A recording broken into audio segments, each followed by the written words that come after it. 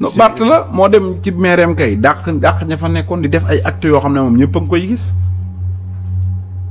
te loolu amul njariñ. am na ay booy Pastef yu bari bay naa géey ñu bari ñu ngi ci biir kaso bi Bart moo leen fa dugal. ah Bart nee na booy dañoo bëggoon taal këram. fu ñu ko bëgg a taale moo leen gis. jàpp ne leen gisoo. non da leen a dem accuser leen ñu jàpp leen te booy yooyu mbay naa géey wax na ñoo bokkoon benn prison maa ngi moom pavillon. jaay na alalam def ko ci Bart bi muy nekk pour mu nekk maire Dakar législatif moom xam nga Sacré-Cœur Mermoz la dëkk.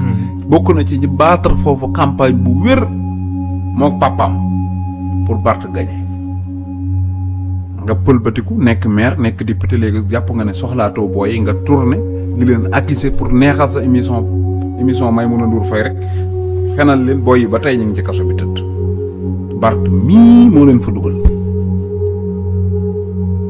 acte yooyu nag boo koy def bu fekkee xalifa yow da nga ñëw ne booyu xalifa nga ba pare xalifa amul mënu laa téye amul kilifteef bu la téye mais waxuma tasub coalition mais après xoolal taxawu Dakar. mais xalifa mais dama ne la da ko soutenir publiquement. fan Khalifa Sall woote na si émission sax wax ne musul maanaam ñaawlu li Bart def.